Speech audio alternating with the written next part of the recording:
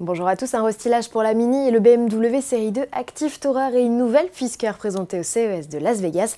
Avant cela, sécurité routière, voici ce que vous réserve le gouvernement pour 2018 et ça commence par une réduction de la vitesse sur les routes.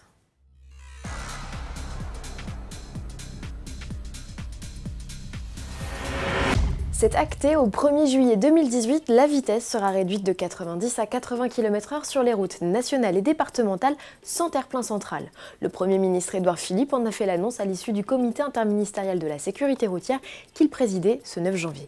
La mesure doit permettre de sauver 300 à 400 vies, selon l'exécutif. Sa mise en place implique une modification de la signalisation, une opération entièrement financée par l'État, a mentionné le Premier ministre, qui prévoit par ailleurs de faire un bilan de l'opération dans 2 ans. Autre mesure retenue pour enrayer l'augmentation du nombre de morts sur les routes, la suspension du permis pour tout automobiliste pris téléphone en main et auteur d'une infraction du type changement de voie sans clignotant ou franchissement de ligne blanche.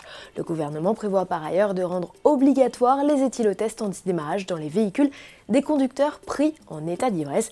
Ils pourront donc continuer à rouler malgré la suspension de leur permis. D'ici 2021, même possibilité en cas d'excès de vitesse, vous serez autorisé à rouler si votre véhicule est équipé d'un contrôleur électronique de vitesse.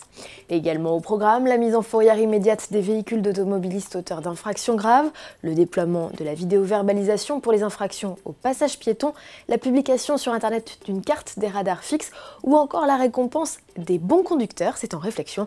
Retrouvez tous les détails des mesures sur autoplus.fr. Une nouvelle Mini débarque, sortez vos loupes.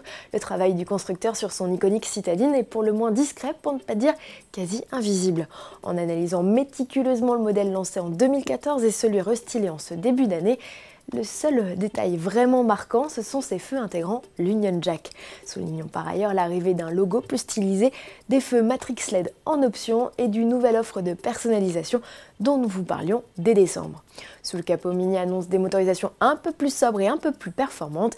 Enfin, le catalogue s'enrichit d'une boîte double embrayage à 7 rapports. Cette nouveauté, actuellement présentée au Salon de l'Automobile de Bruxelles, s'accompagne d'une nouvelle mouture du monospace BMW, l'Active Tourer. Là encore, les modèles 5 et 7 places, lancés respectivement en 2014 et 2015, n'évoluent que très légèrement. Il faut le savoir que les naseaux ont été élargis par exemple. De nouvelles combinaisons de matériaux et de couleurs s'invitent à bord. Côté mécanique, comme chez Mini, BMW propose des blocs aux consommations à émissions réduites de 5%. Les 4 roues motrices sont toujours au programme, au même titre que les boîtes de vitesse manuelles et automatiques. Soulignons que les séries 2 gagnent aussi la transmission à double embrayage, arrivée des nouveaux monospaces en mars. Pour finir, direction le salon de l'électronique de Las Vegas où Henrik Fisker, qui a fait banqueroute avec sa précédente marque de voiture, retente sa chance avec une berline 100% électrique, la e-Motion. Ce modèle serait capable de parcourir 650 km avec une seule charge et profiterait d'un mode de conduite semi-autonome. Très luxueuse et proposée à un tarif d'environ 130 000 $, elle ne cache pas ses ambitions, venir marcher sur les plates-bandes de la Tesla Model S. La berline au porte-papillon sera prête à la livraison d'ici 2 ans selon le concepteur.